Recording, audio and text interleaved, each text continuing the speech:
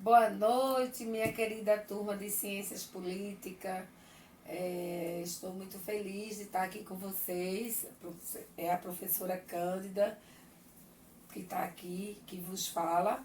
A gente vai dar continuidade às nossas aulas sobre sociedade, formação da sociedade e agora formação de Estado. A gente viu anteriormente a questão do como se formou os estados, né? E aí a gente tem uma outra designação, que os estados podem ser formados de forma originária, que são os agrupamentos humanos ainda não integrados em qualquer outro estado, e de forma derivada, processo mais comum atualmente, formado a partir de estados pré-existentes.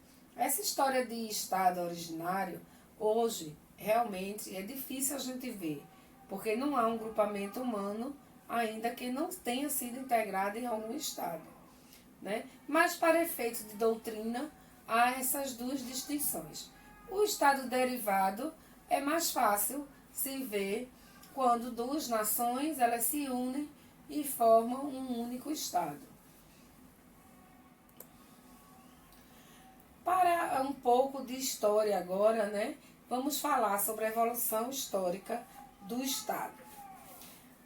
O primeiro momento trata-se do Estado antigo, aquele Estado lá atrás, lá nos tempos mais remotos, que apenas começava a definir-se entre as antigas civilizações lá do Oriente ou do Mediterrâneo. A família, a religião, o Estado, a organização econômica formavam um conjunto, né, dessas pessoas, dessas instituições. Em consequência, não se distingue o pensamento político da religião, da moral, da filosofia ou das doutrinas. Entretanto, duas marcas fundamentais, características do Estado desse período, que é o Estado antigo: a natureza unitária e a religiosidade.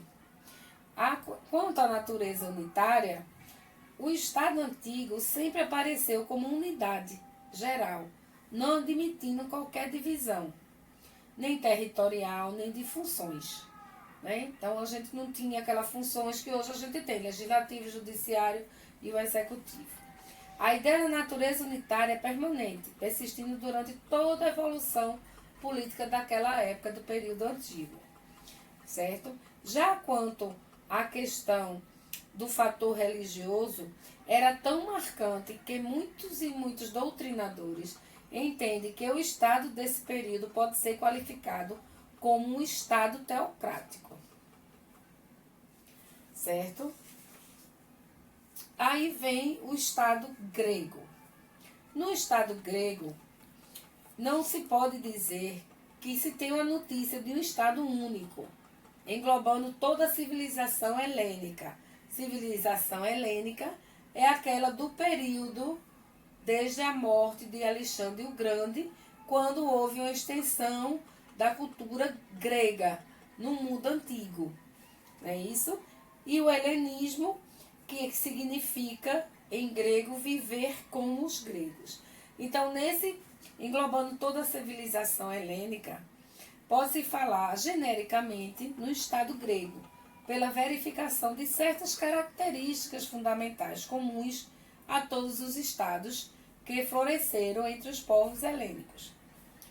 Agora, embora houvesse diferenças profundas entre os costumes adotados nas duas grandes cidades, Atenas, né, que era voltada aos esportes, e Esparta, que era voltada para a guerra, né, para se aprimorar na questão de guerrear, dos dois principais estados gregos.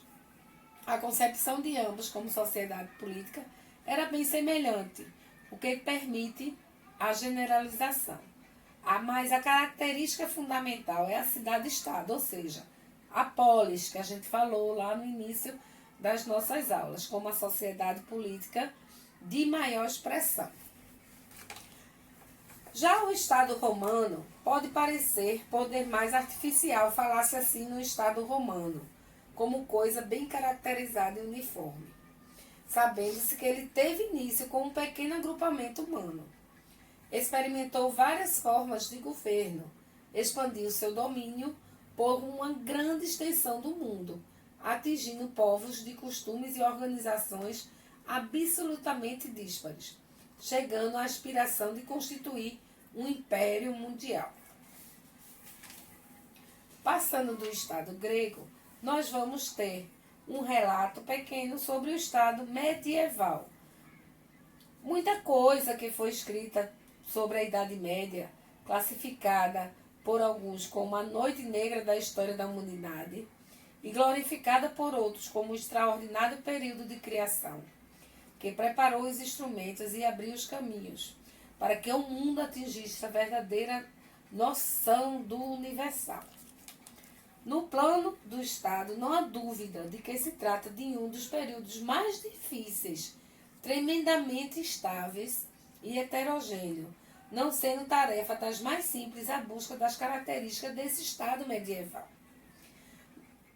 Portanto, é possível estabelecer a configuração e os princípios informativos das sociedades políticas, que, integrando novos fatores, quebraram a rígida e bem definida organização romana, revelando novas possibilidades e novas aspirações, culminando no Estado moderno. No Estado moderno, se vê as deficiências da sociedade política medieval, determinar as características fundamentais do Estado moderno. A aspiração à antiga unidade do Estado romano, jamais conseguida pelo Estado medieval, iria crescer de intensidade em consequência da nova distribuição das terras.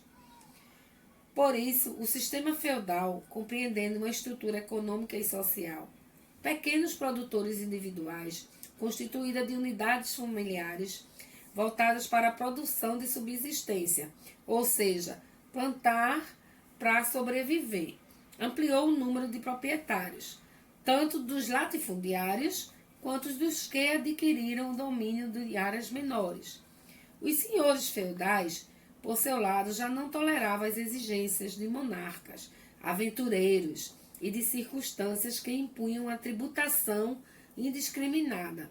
Aí vem aquela história que também a gente já conversou, que desde outrora vem a história da tributação, o olho grande, o olho gordo do Estado, né, na economia. Então, essa tributação indiscriminada e mantinha o estado de guerra constante, que só causava prejuízo à vida econômica e social.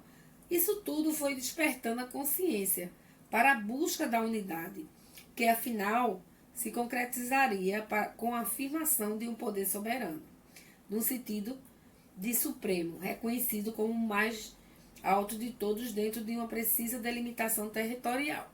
E, portanto, aí a questão do surgimento do Estado moderno.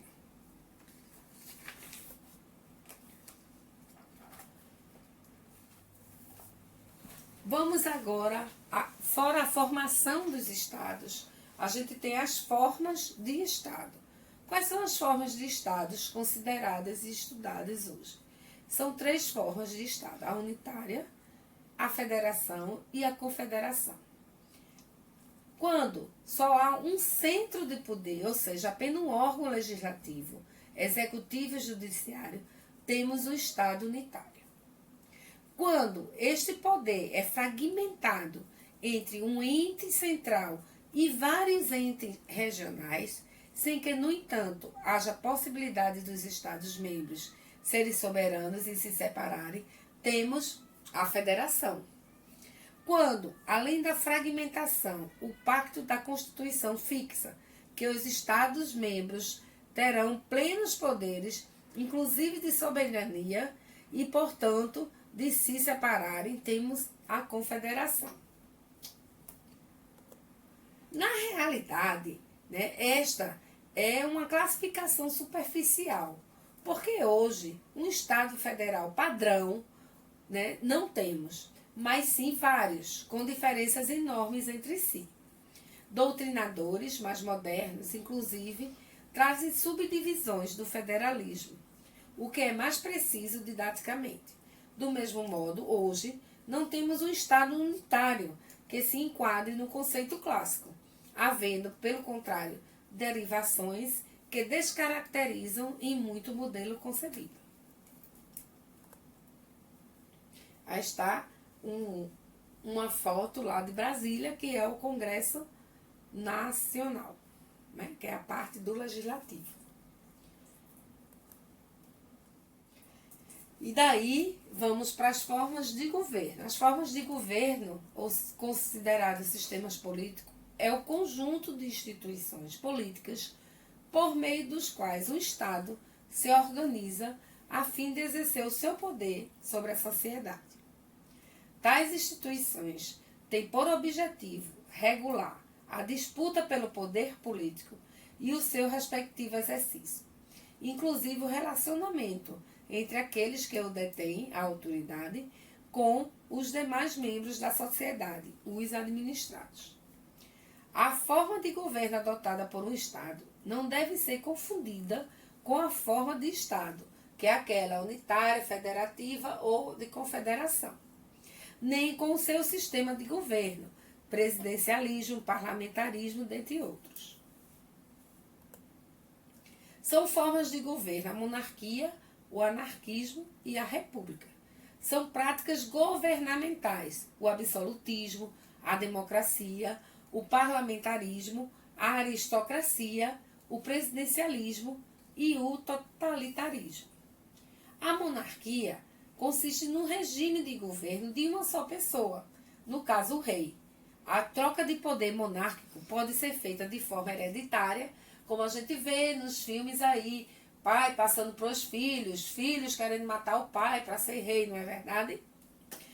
Quando o pai morre, assume o filho. Ou, por indicação, se o rei não tiver filhos, indica um parente mais próximo como seu sucessor. Como também aparece aí em diversos filmes e séries que não tem o descendente e ele nomeia o irmão, nomeia a irmã ou alguém que seja um parente mais próximo. Agregado à monarquia, temos o parlamentarismo, né? Que é um modo de governar, que consiste em uma assembleia eleita pelo povo, com poder legislativo. O Estado pode adotar como regime os dois modelos agregados, como é o caso da Inglaterra, governada por uma monarquia parlamentar, em que o poder é dividido entre o rei e o primeiro-ministro. A república é o regime em que o governante é eleito pelo povo. Como no caso da monarquia, a república também pode ser associada a uma prática governamental, a república aristocrática, na qual o governo é de responsabilidade de grupos privilegiados, né, como existia outrora, a nossa república era assim, e a república presidencialista, em que o presidente é eleito, ficando no cargo por tempo determinado. No Brasil, pela Constituição Federal, são 4 anos. E tendo como característica a divisão do poder em administrativo, legislativo e executivo. E a república parlamentarista, em que o governante é eleito para o cargo de chefe de Estado, enquanto o parlamento escolhe o seu chefe de governo. Existem ainda regimes totalitaristas. O poder do Estado é absoluto sobre os cidadãos, que é ditadura. E regimes anarquistas, em que é a ausência do poder do Estado. E, por fim, a democracia, que consiste no poder do povo. Na Grécia Antiga, a democracia era uma forma de governo republicano, em que o povo escolhia seus representantes. A palavra deriva do grego, demos, povo, gratia, poder. Obrigada, meus alunos.